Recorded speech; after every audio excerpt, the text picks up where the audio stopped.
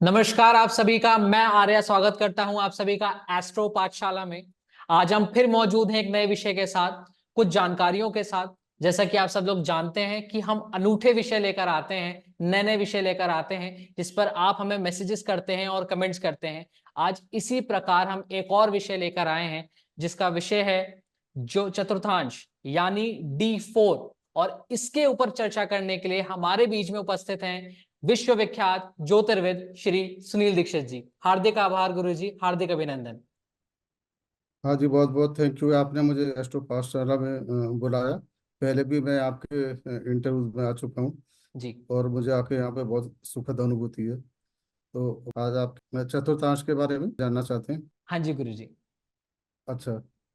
गुरु जी आप चलिए चतुर्थांश क्या है कि वैदिक ज्योतिष है। वैदिक ज्योतिष तो सागर है एक तरीके से। तो उसमें जितनी हाँ भी जी। हम जितना लोटा भर लें वो खत्म नहीं होगा, सागर अपार है। हाँ तो जी। इसमें एक टॉपिक है यस यस। चतुर्थांश जिसके ऊपर शायद आज तक पहले बात नहीं हुई, या हुई है तो इतनी विस्तार से नहीं हुई कि हमारी जनता को ये समझ में आ जाए कि चतुर्थांश की उपयोगिता क्या है या D4 की उपयोगिता क्या है। तो आज यही जानना चाहते हैं हम आपसे। ये आपने बहुत ही अच्छा प्रश्न आज पूछा है, क्योंकि जनरली लोग D9 को यूज करते हैं नवमान चार्ट को, जी। या कुछ लोग D10 को यूज कर लेते हैं प्रोफेशन के लिए। कोई कोई लोग मैंने D12 और D7 भी यूज करते हुए देखा है। जी। माता पिता के बारे में या किसी संतान के बारे में जानना है, वो भी बहुत कम लोग हैं। देखिए, डिवीजन चार्ट देखना बहुत जरूरी है किसी भी वैदिक एस्ट्रोलॉजर के लिए। अब अगर मैं डिवीजन चार्ट की उपयोगिता बताऊंगा तो वो अपने आप में एक लंबा विषय हो जाएगा। पर आप आज क्योंकि बिल्कुल फोकस्ड होकर एक खास डिवीजन चार्ट की बात करना चाह रहे हो, तो मैं आज आपको D4 पे ही रेस्ट्रिक्ट रखूंगा अपने आप को। जी। देखिए, कुंडली का जो चौथा भाव होता है वो बहुत महत्वपूर्ण भाव है, क्योंकि चौथे घर से हमें पता लगता है एक तो उस व्यक्ति को माँ का सुख, ठीक है, माँ का सुख मिलेगा या नहीं, ठीक माँ है। के साथ उसके रिलेशन कैसे रहेंगे। उसके बाद चौथे घर से हमें पता लगता है कि वो व्यक्ति अचल संपत्ति का सुख उसको प्राप्त होगा। मैं बार बार सुख वर्ड यूज कर रहा हूँ। उसको अचल संपत्ति का सुख प्राप्त होगा या नहीं होगा। ओके। फिर उसको वाहन का सुख प्राप्त होगा या नहीं होगा। जी। ओके। वाहन का सुख, और किस स्टैंडर्ड का वाहन होगा, क्योंकि वाहन तो आपको पता है कि आजकल ऊपर की लिमिट तो कुछ होती नहीं है। ठीक है। जी। तो वाहन का इस तरह के सुख पता लगेंगे। चौथे घर से किसी व्यक्ति के चारित्रिक चरित्र का भी पता लगता है, उसकी मॉरल वैल्यूज क्या है। चेस्टिटी आपने सुना होगा, किसी व्यक्ति की चेस्टिटी भी हम इसके द्वारा पता लगा सकते हैं कि उसकी मॉरल वैल्यूज कैसे हैं, या उसके साथ कोई दुर्घटना तो नहीं हुई है जिसकी वजह से उसको, मतलब जिसकी आप चेस्टिटी कह सकते हो, उसके जी। अंदर, मतलब ये पूरा एक विषय है। और इसके द्वारा हम व्यक्ति की हैप्पीनेस या उसकी जिंदगी में हैप्पीनेस का अभाव, खुशियों का अभाव, वो भी जान सकते हैं। किसी भी प्रकार की खुशी, डोमेस्टिक हैप्पीनेस, ठीक है, general happiness, general happiness, okay, जी। या आप कह सकते हो कि मानसिक शांति, है ना। आपने देखा होगा कि बहुत से लोग होते हैं कि बहुत कुछ है, बड़ी गाड़ी है, बड़ा बंगला है, सब कुछ है, पर फिर भी वो अशांत रहते हैं, उन्हें खुशी की अनुभूति नहीं होती। हम्म। और कुछ लोग होते हैं कि आराम से, हो सकता है टेम्पो चला रहे हो, पंखा चला के गाना गाते हुए मस्त सो जाते हैं, हम्म। आनंदित रहते हैं, मतलब। तो जी। हर लोगों की आनंद का भी एक डिफॉल्ट वैल्यू है। जैसे मैं किसी व्यक्ति को 1 करोड़ रुपया दूं, एक व्यक्ति तो बहुत खुश रहेगा और बहुत दिन तक खुश रहेगा। हम्म। 5 साल बाद मिलोगे तो भी बड़ा खुश होकर बताएगा 1 करोड़ रुपए जीते थे। हम्म। और एक व्यक्ति को, दूसरे को दूंगा 1 करोड़ रुपए, वो थोड़ी देर खुश होगा, 5 मिनट, फिर कहेगा यार 33% तो टैक्स के कट जाएंगे, मेरे जी। हाथ में क्या है, 67 रह गए, 10 लाख लोन देना है, यहाँ देना है, वहां देना है, जो उसकी देनदारी है उसको उसको लेकर टेंशन में आ जाएगा। बिल्कुल उसकी सही। सुखी खत्म कर और अपना सुख कम करके बैठ जाएगा। तो वो सब चीजें हम चौथे स्थान से देख सकते हैं कि उसको सुख कहाँ से मिलेगा, और उसका जो सुख है वो लॉन्ग लास्टिंग है या नहीं, नहीं। सुख प्राप्ति के लिए वो क्या क्या कर सकता है। इस विषय पे बहुत लोगों को कम ध्यान जाता है, तो इसलिए मैंने इसको थोड़ा ज्यादा हाईलाइट किया आपके सामने आज। धन्यवाद गुरुजी।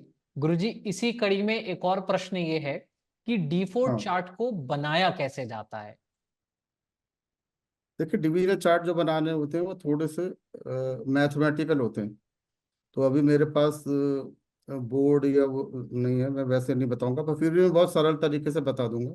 जी। ज्योतिष के छात्र हैं वो बड़े आराम से समझ सकते हैं। देखिए, डिवीजन चार्ट में होता क्या है कि हम हर राशि को टॉपिक के अनुसार, जिस टॉपिक के लिए जो डिवीजन चार्ट यूज कर रहे हैं, D9 कर रहे हैं, D12 कर रहे हैं, जो भी कर रहे हैं, और आज हम D4 की बात कर रहे हैं, तो इसमें एक राशि को 4 इक्वल भागों में बांटा जाता है। अच्छा। एक एक राशि होती है 30 डिग्री की। हम्म। तो जब हमने 4 इक्वल डिवीजन में बांटे, तो 4 डिवीजन हो गए। पहला डिवीजन हो गया 0 से 7.5 डिग्री। हम्म। दूसरा डिवीजन हो गया 7.5 से 15 डिग्री। हम्म। और तीसरा हो गया 15 से 22.5 डिग्री। जी। और चौथा हो गया साढ़े साढ़े बाईस से बाईस से 30। 30 डिग्री।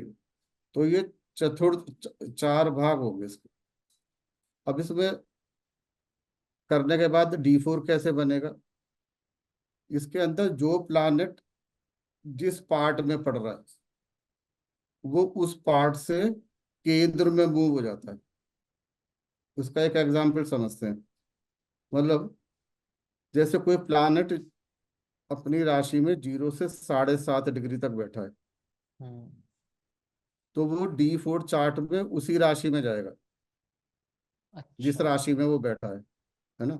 मतलब जिस भी राशि में बैठा है D4 में उसी राशि में चला जाएगा। डिपेंड करेगा कि लग्न कहाँ घूम रही है। लग्न भी घूम जाएगी, पर राशि तो किसी ना किसी भाव में पड़ेगी, जिस भाव में पड़ेगी उसी राशि में चला जाएगा। अगर कोई प्लानेट उस 4 डिवीजन के दूसरे पार्ट में पड़ता है, मतलब 7.5 से 15, हम्म। तो D1 में वो जिस जिस राशि में बैठा है उस राशि से चौथी राशि में चला जाएगा। अच्छा। ठीक है, जिस भी राशि में बैठा है, मान लो मेष में बैठा है तो मेष, वृषभ, मिथुन, कर्क, कर्क में चला जाएगा वो। पहले में होगा तो मेष का मेष में रह जाएगा। दूसरे में होगा तो मेष से चौथा, मेष, वृषभ, मिथुन, कर्क में चला गया। और अगर तीसरे पार्ट में पड़ रहा है कोई प्लानेट, मान लो 15 से साढ़े साढ़े बाईस बाईस। डिग्री के में पड़ा, तो वो क्या होगा? जिस D1 में जिस भी राशि में है वहां से 7वें राशि में चला जाएगा। अच्छा, 7वीं राशि में। हाँ, 7वें राशि में। 7वीं राशि बोलो या है ना, 7वीं राशि आप बोल सकते हो। वो राशि किसी भी भाव में पड़ सकती है D4 में, क्योंकि एसेंडेंट को भी इसी तरीके से मूव करेंगे। जैसे किसी का एसेंडेंट मेष राशि में दूसरे दूसरे उसके अंदर है, वृषभ के अंदर है, मतलब दूसरे पार्ट में पड़ रहा है हम्म। एसेंडेंट। हम्म। वृषभ का लगन है, और मैं कहता हूँ 9 डिग्री पे। तो दूसरे में होने के कारण क्या हुआ? वृषभ से लेकर चौथा गिन लो, 2 3 4 5, वो लियो में पहुंच गया, है ना। सिंह में। तो उसको तो लगन D4 में सिंह बन जाएगा। सिंह। ठीक है। उसी प्रकार से कोई प्लानेट चौथे भाव में, अभी तीसरे की हमने बात शायद बीच में रह गई थी। तीसरे पार्ट का प्लानेट अपनी राशि से 7वें में चला गया। हम्म। और जो प्लानेट चौथे भाग में पड़ रहा है वो D4 में अपने D1 की राशि से 10वीं राशि में पहुंच जाएगा। तो हमने क्या देखा? सारे प्लानेट अपने अपने प्लेस से केंद्र में चले गए, या तो लग्न में रह गए, या चौथे में चले गए, या 7वें में 7वें में चले गए, चले गए या और 10वें में ये चले गए। 10वें में चले गए। हम्म। ये बड़ी महत्वपूर्ण बात है जिसको हम अभी आगे समझेंगे। ओके, तो इस तरीके से हम बड़े सरलता से कोई भी चार्ट बना सकते हैं। ठीक है। धन्यवाद गुरुजी। D4 चार्ट की बहुत उपयोगिता है, हाँ हाँ। जैसे कि आपने अभी बताया, और हमारे दर्शक समझ भी पा रहे होंगे कि इसकी कितनी उपयोगिता है, क्योंकि ये सुख के हिसाब से हम इसे देखते हैं, और हर व्यक्ति को कलयुग में सुख चाहिए, सुख के लिए हाँ आए हैं, बिल्कुल। है ना। यस स्वर्ग यस एक तरीके से यस। धरती पर ही है, जिसके पास सुख है वो स्वर्ग में है, जो हम्म, हम नॉर्मल भाषा में या आम बोलचाल की भाषा में हम बात करते हैं। बिल्कुल तो सही कह रहे हो। व्यक्ति के जीवन में खुशी या खुशी के अभाव को इस चार्ट के द्वारा हाँ, कैसे जान सकते हैं।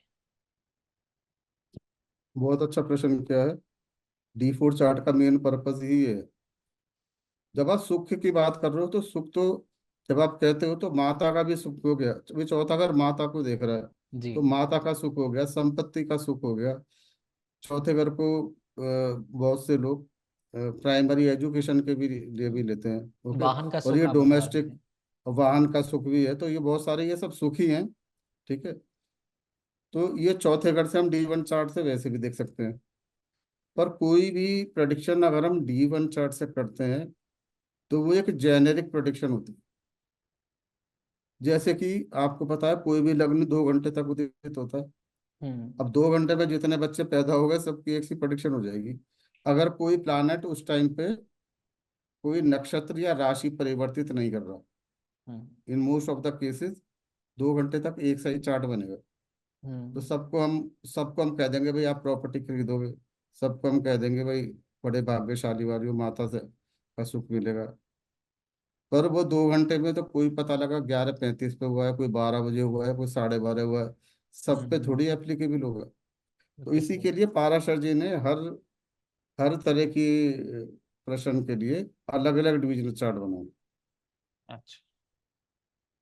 तो D4 चार्ट को अगर हमको चौथे घर को डीप स्टडी करना है, किसी स्पेसिफिक, जैसे आप मेरे पास आए हो तो आपके टाइम के हिसाब से आपको प्रॉपर्टी का सुख क्या है, माता जी का सुख क्या है, आप मानसिक रूप से टेंशन पालने की आदत है ना, थोड़ा छोटी छोटी चीज से वरिड हो जाते हो या खुश रहते हो, तो D4 से हम उसकी डीप स्टडी कर सकते हैं। ठीक है। जी। तो चौथे भाव को आप मुझे अगर डीप स्टडी करनी है, then I will have to refer D4 chart, और वो करना ही करना चाहिए। तो ये इसकी उपयोगिता है। अब कैसे देखेंगे कि व्यक्ति सुखी है या नहीं है? हम्म। तो D4 का जो लग्न बनेगा, जो भी लग्न बन के आता है, और उसका लग्नेश, वो अगर केंद्र और त्रिकोण में बैठा हुआ है, ठीक है ना, शुभ अवस्था में, है ना, जैसे D4 का लग्न का लॉर्ड मान लो उच्च का होके बैठा है, मित्र राशि में बैठा है। ओके। तो और उसके ऊपर शुभ ग्रहों का प्रभाव है, लग्न पे भी और लग्नेश पे भी। D4 चार्ट की बात कर रहा हूँ। जी। तो व्यक्ति व्यक्ति खुश रहता है, पीस ऑफ माइंड रहती है, हैप्पीनेस हैप्पीनेस पाएगा वो। मतलब उसका जनरल मूड आप पाओगे कि वो हैप्पी हैप्पी रहेगा। हैप्पी रहता। उसकी खुशी में उसकी खुशी में कमियां नहीं आती। और वो खुशी उसको कहाँ से मिलेगी ये भी हमें D4 चार्ट से पता लग सकता है। कि अच्छा। लग्न को कौन सा प्लानेट देख रहा है। लग्न को अगर सूर्य देख रहा है तो उसको खुशी पिता से मिलेगी। ये मैं नैसर्गिक स्वभाव के हिसाब से बता रहा हूँ। जी। सूर्य सरकार का भी सिग्निफिकेटर है। हम्म। सरकार से उसको कोई रिवार्ड या सरकारी कुछ ना कुछ उसको सरकार से सुखद समाचार उसको मिलेगा। अच्छा। और सूर्य कुंडली में जहाँ का फंक्शनल सिग्निफिकेटर है, जहाँ बैठा है, जहाँ का लॉर्ड है, जी। वहां से भी उसको सुख प्राप्त होगा। तो ये भी हम देख सकते हैं। फिर हम D4 चार्ट में हमको देखना होगा कि सुख का जो एक मेन प्लानेट है, मेन प्लानेट सिग्निफिकेटर है, वो बृहस्पति है। ये हर प्रकार का सुख, धन का सुख, संतान का सुख, ये सब बृहस्पति से आता है। तो अगर बृहस्पति की दृष्टि D4 के लग्न पे पड़ गई, या D4 का लग्नेश बृहस्पति से संबंध बना रहा है केंद्र त्रिकोण में, हम्म। तो उसको भाई उसको धन का, संतान का, ये सुख उसको प्राप्त होंगे, हम्म। और लंबे टाइम के लिए रहेंगे। वहीं अगर जुपिटर उसका चला गया तृक स्थान में 6, 8, 12 8, में, 12 में। या बृहस्पति पीड़ित है D4 चार्ट में, मतलब 6, 8, 12 के लॉर्ड के साथ संबंध बना रहा है, उन उनसे दृष्टि संबंध बना रहा है, उसके साथ कंजंक्टेड है, या खुद 6, 8, 12 में जाके बैठ गया है, हम्म। ऐसे लोगों को निश्चय ही सुख का और धन का अभाव रहता है, स्ट्रगल करना पड़ता है। देखिए कुंडली में हम कोई भी जब डेलीनेट करेंगे, कुछ भी प्रेडिक्शन करेंगे, तो बहुत सारी चीजें देखनी पड़ती है।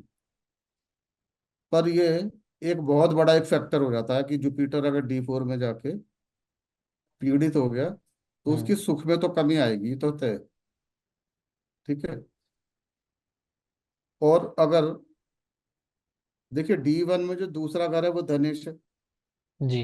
11वां घर लाभेश है। लाभेश है। तो D1 का धनेश D1 का दूसरे घर का स्वामी और D1 का 11वें घर का स्वामी D4 के अंदर अगर बृहस्पति से संबंध बना के केंद्र त्रिकोण में बैठ जाए, वो व्यक्ति भी बहुत सुख, संपत्ति, हर तरह के सुख और मैटीरियलिस्टिक सुख आप कह सकते हो, और धन लाभ, उसको मतलब धन लाभ और सुख निरंतर होता रहता है। ओके। इसके अलावा D4 चार्ट में हम ये भी देख सकते हैं कि D4 चार्ट में राजयोग और धनयोग कितने बन रहे अच्छा। हैं। राजयोग धनयोग D1 में देखते हैं, आप D4 में भी देख सकते हैं। तो D4 क्योंकि सुख का स्थान है, यहाँ के राजयोग और यहाँ के धनयोग किसकी वृद्धि करेंगे? ये सुख की वृद्धि करेंगे। सुख। हाँ। राजयोग है तो राजसी सुख मिलेगा, धन है तो धन का सुख मिलेगा। तो इस तरीके से D4 चार्ट से हमें साफ साफ क्लैरिटी आ जाती है कि सुख की मात्रा कैसी रही। और इसी में अगर आपके पास टाइम है, मैं तो कुछ आपको और बताऊं इसके बारे में। D4 चार्ट में जो जी सुख के गुरुजी। लिए ही। गुरुजी हाँ आप जो बोल रहे हैं ना, हमारे लिए तो हाँ बिल्कुल शहद की तरह लग रहा है वो, क्योंकि जो हमारे दर्शक हैं उनको ऐसी नॉलेज मिल रही है जो कि इस प्लेटफॉर्म के हाँ माध्यम से मिलती है। और आप जैसे महान व्यक्तित्व अगर इस बात को बताते हैं इतनी सरल भाषा में, तो एक नॉर्मल इंसान भी समझ जाता है। हाँ, क्योंकि आपने अभी देखिए D4 चार्ट तो बहुत बड़ा है। जैसे जी। मैंने बताया, तो प्रॉपर्टी वन तो सारा तो हम नहीं कवर करेंगे, जी। पर आज आपने सुख वाला टॉपिक उठाया है, तो D4 चार्ट का उसमें बहुत बड़ा रोल है। तो आज हम इसी को मैं ट्राई करता हूँ कि आपको जितना मैं बता सकता हूँ उतना जी। आपको अपनी नॉलेज थोड़ा मैं उसमें दे सकूँ।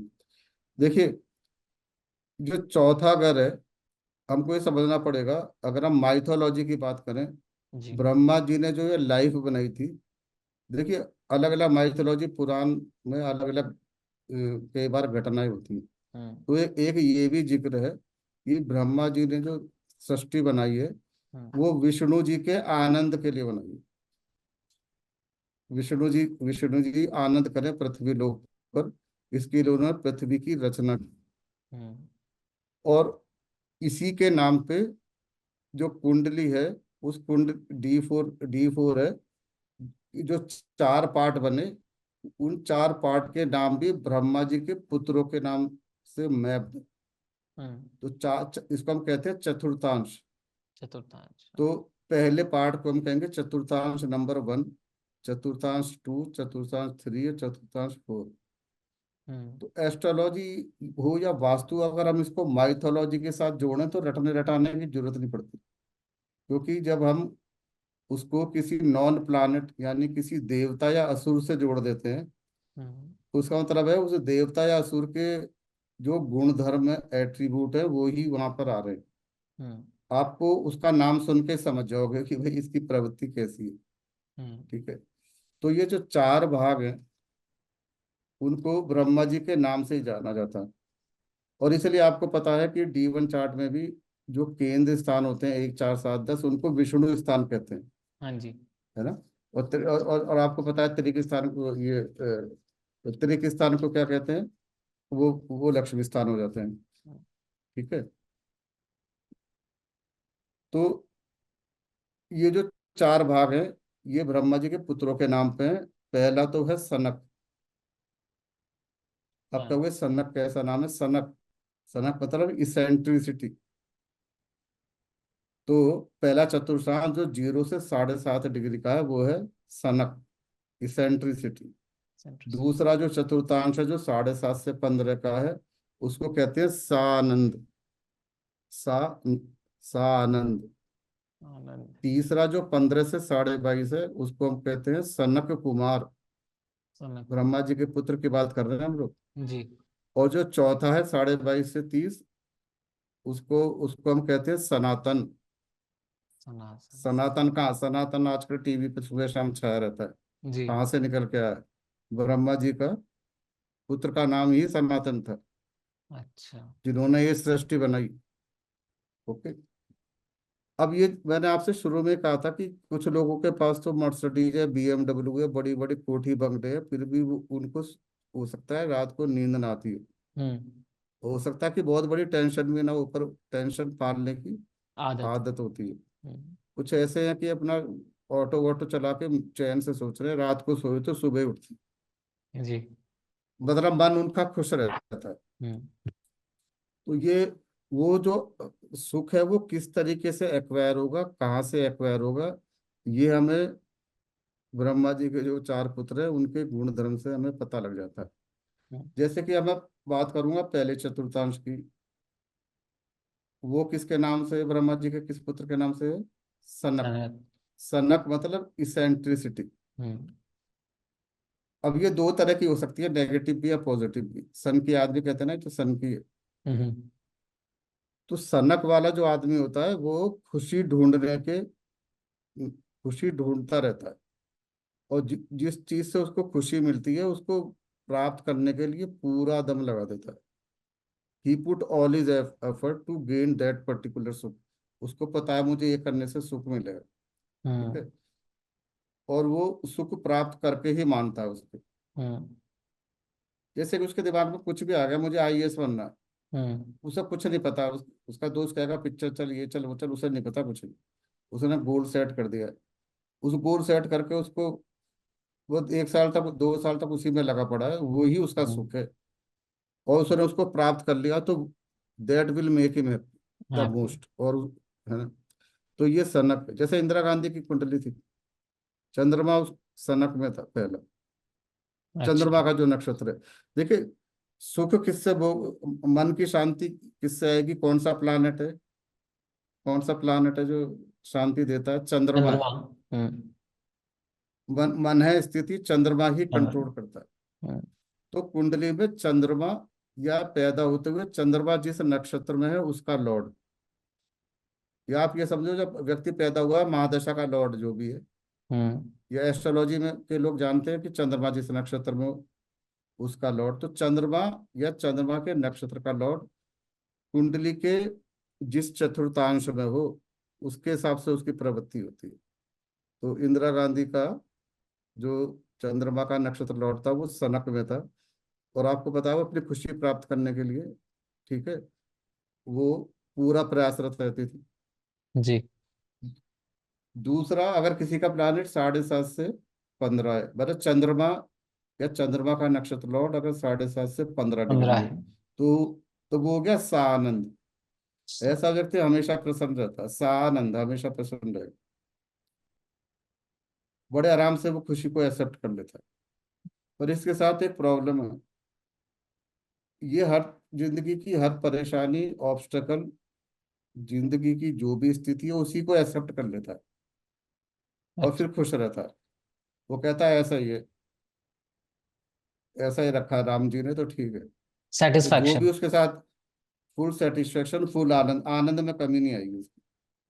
बाधा आएंगी, परेशानी आएंगी, वो समझेगा उस लाइफ को, वो एक्सेप्ट करके वो आनंदित रहेगा, सानंद। प्रयासरत हो सकता है इतना ना रहे अपने को सिचुएशन से निकालने के लिए, मतलब इसमें एक्सेप्टेंस, खुशी की एक्सेप्टेंस का भाव होता है। हम्म। तो आप इसको रिलेट कर पा रहे हो ना। जी जी जैसे जी। मैंने कहा किसी पे मर्सिडीज है, बड़ा कोठी है ना, हम्म। उसके बाद भी वो खुशी को वो एक्सेप्ट नहीं कर पा रहा हम्म। है ना। और एक व्यक्ति है जो उसको एक्सेप्ट कर पा रहा है, तो वो एक्सेप्ट तो कर रहा है। दुख के साथ भी एक्सेप्ट करके आराम से रह रहा है, तो हम्म। सानंद में है, वो हमेशा खुश रहेगा।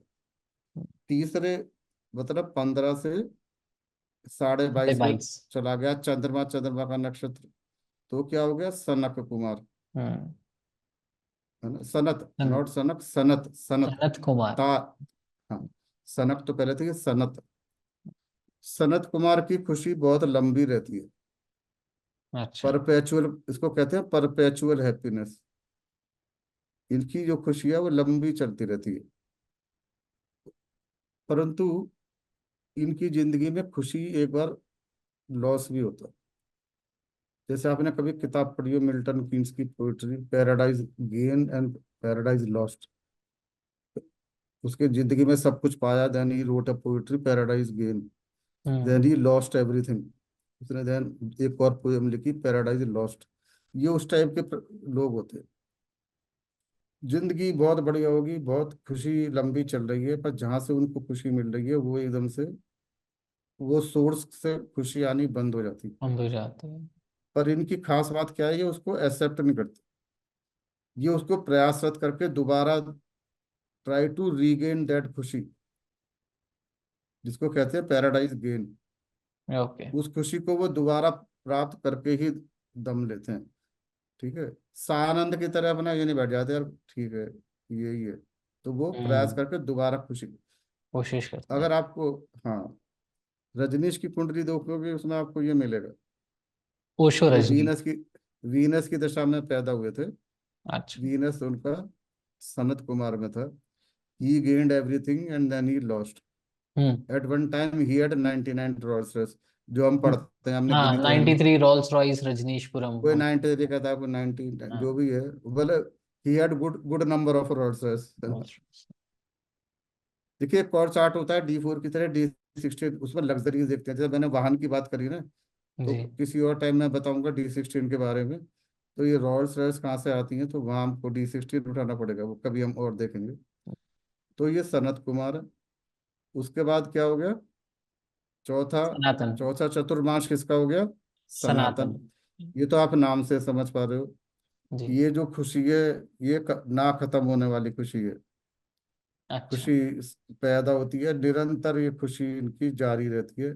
इनकी खुशियों में कभी अभाव नहीं आता। ये बड़ा अच्छा। भाग्यशाली है कि आपका चंद्रमा या चंद्रमा का नक्षत्र और अगर दोनों ही इसमें बैठ गए, तो खुशी, जहां से भी आप खुशी महसूस करते हो उस सोर्स से लगातार पूरी जिंदगी खुशी प्राप्त करते रहेंगे। ठीक है, जी। तो D4 से आप देख सकते हो कि ये सुखी के बारे में कितना डिटेल्ड हम जान सकते हैं। ठीक है। गुरुजी, आज जो आपने ये हमें नॉलेज दी है, ये ज्ञान दिया है, आज से पहले हम्म, ये तो मैं श्योर हूं कि किसी ने नहीं दिया होगा, हाँ, और इतने सरलता से नहीं दिया होगा जितनी सरलता से हमारे दर्शक देख पाएंगे।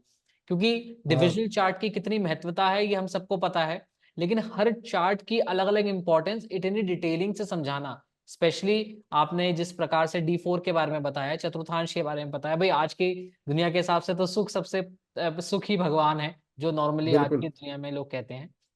You are right, yes. उसके लिए हार्दिक हार्दिक आभार गुरुजी। और D60 के लिए हम आपसे जल्दी जुड़ेंगे, क्योंकि ये सुनने के बाद हमारे दर्शक जरूर जानना चाहेंगे कि आने और कितने चार्ट्स होते हैं और उनके बारे में क्या क्या इन्फॉर्मेशन है। चलिए, आपका बहुत बहुत धन्यवाद, आपने बुलाया। एक बात मैं जोड़ना चाहूंगा, डीवी चार्ट से लोग बहुत डरते हैं, जी। इसलिए बहुत कम लोग यूज करते हैं, पता नहीं क्यों डरते हैं। देखिए स्टडी तो करनी पड़ती है अगर आप एस्ट्रोलॉजी में हो। ठीक है, तो पर मेरा प्रयास ये रहता है कि डीवी चार्ट को मैं सरलतम करके बताऊं, वही मैंने आज प्रयास किया था। और अगर आपके दर्शकों को पसंद आता है तो I will be more than happy. नहीं, बिल्कुल गुरुजी, और दर्शक हमें कमेंट बॉक्स में जरूर बताएंगे कि उन्हें कैसा लगा ये। जितने भी दर्शक हैं, आप सबका हार्दिक हार्दिक आभार हमारे साथ जुड़ने के लिए। और देखते रहिए एस्ट्रो पाठशाला, क्योंकि ज्योतिष हम पढ़ाते भी हैं और ज्योतिष हम सिखाते भी हैं। हार्दिक आभार गुरुजी, हार्दिक हार्दिक धन्यवाद। बहुत बहुत धन्यवाद।